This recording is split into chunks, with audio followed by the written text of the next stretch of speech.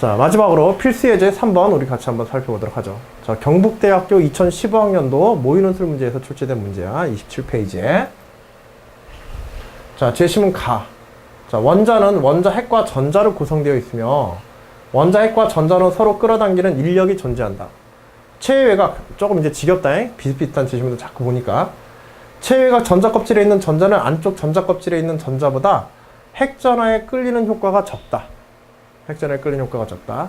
이것은 안쪽 전자 껍질의 전자와 상호작용으로 가려지는 효과가 있기 때문이다. 조금 더 깊이 있는 내용들을 앞 문제보다는 다루고 있네요. 이와 같이 전자가 실제로 느끼는 핵전하를 유효 핵전하라고 부른다. 유효 핵전하의 정의나 개념에 대해서 설명해주고 있어요. 주기율표상에서 같은 주기일 경우 전자 껍질의 수는 변화가 없으나 양성자 수가 증가하므로 유효 핵전하는 증가한다. 자, 제시문 나.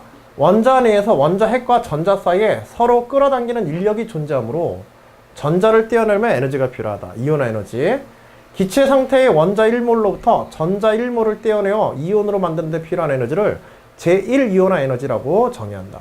중성 원자에서 2개 이상의 전자를 순차적으로 떼어낼 때 필요한 에너지는 제2이온화 에너지, 제3이온화 에너지라고 이렇게 부르며 순차적 이온화 에너지라고 한다. 자, 금속은 전자를 내어놓고 양이온이 되려고 하는 성질이 있다. 조금 내용적으로 나눠지네요.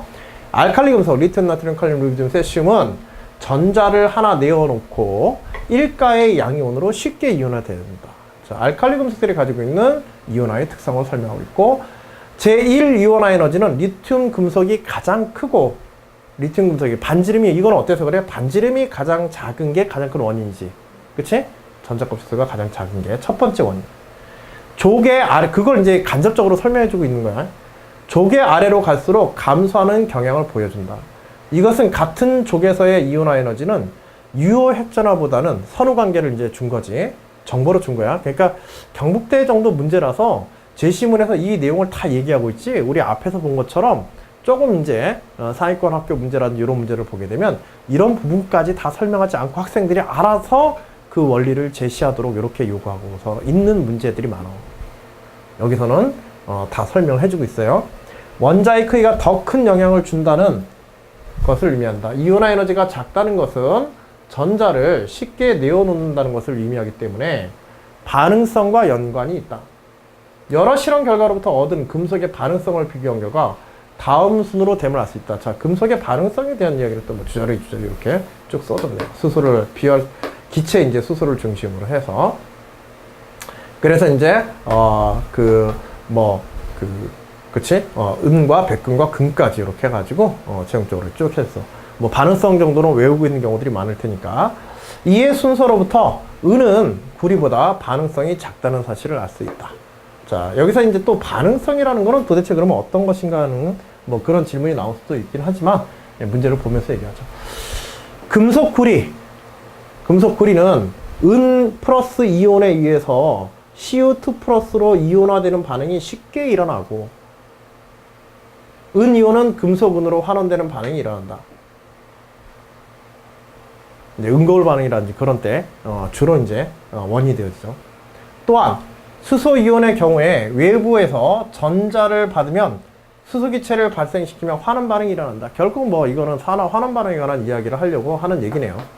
그래서 수소 이온이 전자를 받아서 수소로 이제 환원되어지는 그런 이제 현상을 갖다가 아예 식을 하나 이렇게 설명해주고 있어요. 자, 문제는 뭐 그 뒷부분에서의 그런 내용들을 갖다가 중심으로 하고 있는 건 아니고, 뒤에 사실 마지막 제시문 내용 같은 경우에는 마지막 부분들은 뭐 여기에서 이 문제 자체 다루는 거 아니고 여기에 딸려 있는 또 다른 문제에 활용해서 들어간 부분이라 일단 제시문상에 나와 있던 그런 정보들만 한번 읽어주는 정도로 여러분들이 활용을 하시고요. 문제를 푸는 데는 그 앞까지 이온화 에너지에 대한 그런 경향들까지만 여러분들이 고려해 주시면 되겠어요.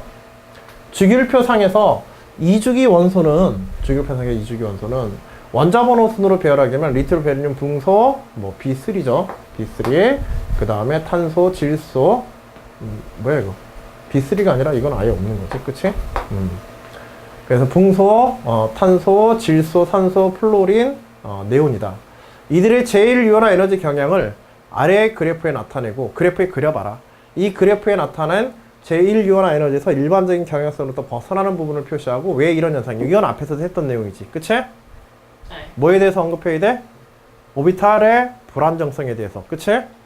전자 배치 오비탈에서의 불안정성에 대해서. 혹은 이제 제시문의 앞쪽에 여기 제시문의 이제 원인으로서 우리가 앞에 이제 내용들 중에서 전자쌍 반발의 원리에 대한 개념이 있을 거야. 그치? 그래서 유효 핵전하의 증가에도 불구하고 전자쌍 반발의 원리에 의해서 이온화 에너지가 떨어지게 되는 그런 상황. 2주기와 2족과 3족에서 사이에서 나타나는 그런 현상에 관한 이야기를 여기서 좀 해줘야겠지. 그치? 그리고 중간에 어디에서도 질소와 산소에서도 그런 현상이 나타나지? 그치? 그러면 여기에서 나타나는 현상과 여기에서 나타나는 현상이 또 그렇다고 해서 완전히 같은 것도 아니죠? 그러니까 내용적 설명이 이 부분에서 한 가지 요소, 여기에서 두 번째 요소의 내용들이 여기서는 다 설명이 돼야 되는 거야. 나머지 그 사이에서는 유효 핵전하의 증가로 다 설명하면 되겠죠? 그치? 그리고 마지막에 이 네온은 어떻게 되게 돼? 네온은 어차피 뭐 이온화 에너지가 가장 크겠지. 가장 안정된 원소로서. 그래서 일반적 특성에서 벗어나지 않고 그냥 쭉 가면 되는 거고. 알겠지? 근데 사실 이 네온 같은 경우에는 여러분들도 그 주기율표에서 이온화 에너지 보게 되면은 일반적인 특성에서 조금 더 벗어나 있는 걸 알 수가 있어. 툭 하고 튀어 올라가 있는 것들은. 알겠죠? 그래서 그런 예외적인, 만일 더 깊이 있게 다룬다면 네온의 그런 예외적으로 아주 이온화 에너지가 큰 그런 특성들에 대해서 따로 조금 더 추가적으로 얘기할 필요가 있는데, 만일 이런 세 가지 요소를 완전하게 갖춰서 설명한다 한다면 가장 높은 점수를 받을 테고, 내용상에서 부족한 부분이 있으면은 맞는 내용이지만 과학적 근거에 설명해서 부족한 부분이 생기면은 조금 감점이 이루어질 테고, 틀린 내용이 생기게 되면은 보다 이제 많은 감점들이 단계적으로 이렇게 평가되어서 진행이 될 거야. 그래서 내용의 내가 다뤄야 되는 이 이온화 에너지에 대해서 다뤄야 되는 이온화 에너지의 일반적인 경향성을 벗어나는 부분에서 우리가 다뤄줘야 되는 그런 부분들에 대한 이야기들이 빠지는 요소 없이 다 설명되도록 꼼꼼하게 이렇게 점검을 해주셔야 됩니다. 이런 문제들은. 자, 그래서 2주기 원소의 제1변화 에너지 변화를 다음과 같이 나타낼 수 있다 해서 그래프상에서 이렇게 두 개를 이렇게 보여주면 되겠지. 그치? 그래서 리튬, 베릴륨, 붕소, 탄소, 질소, 산소, 플로린, 네온 이렇게 해서 우리가 완성시키면 되겠죠. 뭐 네온에 대해서는 여기서는 따로 특별히 얘기하지 않고, 여기에서 이온화 에너지가 중간에 떨어지는 이 특별한 현상들에 대한 것, 전반적으로 증가한다 먼저 설명해야지. 그치? 전반적으로 증가하는 것은 원자 번호 증가에 따른 유효 핵전하량의 증가 때문에 이온화 에너지가 커지는 성향들을 얘기할 수 있을 테고, 여기서 여기 떨어지는 건 다시 한번 얘기하지만 여기서 여기로 떨어지는 거는 요건 뭐 때문에 그런 거야? 그치, S오비탈이 안정되어지는 거지. S오비탈에서 안정된 상태에서 P오비탈이 하나 참으로 해서 불안정한 상태가 되어서 쉽게 전하가 떨어져 나갈 수 있는 상태가 되어 이온화 에너지가 줄어든다 하는 내용이 설명되면 될 테고, 여기에서 일로 가는 거는 파울리 베타 원리지. 그치? 그래서 P오비탈에서의 전자 배치들이 하나씩 배치되어서, 세 개의 P오비탈에 하나씩 전자가 배치되어서 안정된 상태, 누가 안정된 상태를 떼어? 질소지. 질소가 P오비탈이 안정된 상태에서 산소의 P오비탈, PX오비탈에 두 개의 전자가 들어가서 불안정한 오비탈이 형성됨으로 해서 전자 배치의 불안정성에 의해 이온화 에너지가 감소하는 것을 알 수 있다. 그런 정도의 요약된 내용들만 정확하게 보여주면 되겠어. 자, 첫 번째로 뭐에 관한 얘기? 일반적으로 원자 번호 증가에 대한 근거를 갖다가 이온화 에너지 증가에 대한 이야기를 설명해야 되고, 그 다음에 두 번째, 편갈도 마찬가지야. 일과의 일반적인 경향성과 다른 형태를 보여주게 되는데, 그 이유로서 두 번째로 베릴륨에서 붕소로 갈 때, 그치?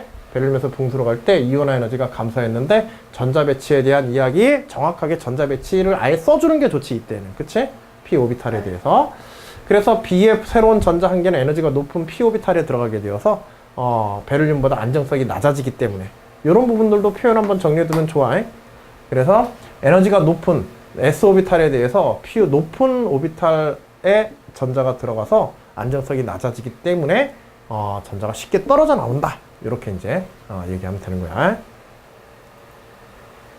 그 다음에 제2 이온화 에너지는 그래서 베릴륨이 붕소보다 더 크다 라고 하는 걸 설명하면 되겠고, 그 다음에 마지막에 세 번째 요소로서 질소와 이제 산소 사이에서의 예외적 규칙에 관해서 마찬가지로 오비탈 배치를 갖다가 전자 배치 쭉 설명해 주시고, 마지막 P오비탈에서의 배치상에서의 차이가 어떤 내용을 얘기하는지, 그치? 그래서 훈트 규칙에 의해서 3개의 오비탈 조각, 파울리, 베타올리에서 각자 흩어지게 되고 훈트 규칙에 의해 가지고 3개의 오비탈에 각각 하나씩 이렇게 들어가게 된다. 안정한 전자 배치를 가지게 된다. 그래서 질소의 경우는 네 번째 전자가 한 개씩 채워져 있는 3개 오비탈 중에서 어떤 하나에 들어감으로 해서 그 오비탈 쌍의 전자간 발반, 오비탈 쌍 간의 전자 사이에 전자간 반발력에 의해서 쉽게 떨어져 나갈 수 있는 전자가 하나 형성되어지고 제1이온 에너지가 쉽게 일어나게 됩니다. 제1이온 에너지가 낮은 그런 특성을 가지게 되겠죠. 질소보다는. 대신에 제2이온 에너지는 어떻게 되겠어? 뭐 이 문제는 아니지만 만일 제2이온 에너지까지 다룬다고 한다면 산소의 제2이온 에너지는 제1이온 에너지하고 상당한 차이를 보이겠지? 네. 그치? 그래서 제2이온 할 때는 보다 더 안정된 상태에서 이온화가 되어야 되므로 상당히 높은. 그래서 예전에 뭐 이 문제는 아니지만 예전에 어떤 문제들이 있었냐면 제1이온화 에너지와 제2이온화 에너지가 차가 큰 놈. 알겠지? 뭐 제2이온화 에너지가 낮다, 크다 뭐 이런 분석들보다 제1이온화 에너지와 제2이온화 에너지가 차가 크게 벌어지는 것들은 또 왜 어떤 이유 때문에 그런가. 같은 내용이지만, 알겠지? 같은 내용이지만 그런 식으로도 이제 문제가 출제되기도 했어요. 제1이온화 에너지는 질소보다 산소가 더 낮게 되어지면 알 수 있다 해서 마무리해서 최종적인 결과들까지 이렇게 채워주면 되겠습니다. 자, 이렇게 해서 이제 필수 예제 4-3번 문제까지 봤는데 그래서 제4장에서 주기율표에서는 두 문항 정도 해서 이온화 에너지와 이온화 에너지의 일반적 규칙에 대한 예외적인 현상을 뭐 주기율이라고 하는 그런 주제를 가지고 있긴 하지만은 그 주기에서 나타나는 이온화 에너지에 대한 변화 문제가 논술 문제에서 자주 언급이 되어지고 3장에서 다뤘던 것처럼 기본적인 또 주기율의 원자의 전자 배치에 관한 특성들에 대해서는 원자나 이온의 반지름의 변화에 관한 이야기들, 그 다음에 전기 음성도의 상대적 크기. 물론 이거는 전기 음성도의 상대적 크기에 대해서 공유결합의 세기라든지 뭐 이런 것들, 그런 것들을 묻는 문제도 이 단원 속에 어느 정도 포함시킬 수는 있지만은 그 문제들은 나중에 결합 부분에서 따로 분자의 결합력에 관한 부분들이 이제 따로 다루어지기 때문에 여기서는 다루지 않고 타 영역에서 다루게 될 거야. 알겠지? 네. 그래서 이런 정도로 이제 4장까지의 문제를 한번 살펴봤고요.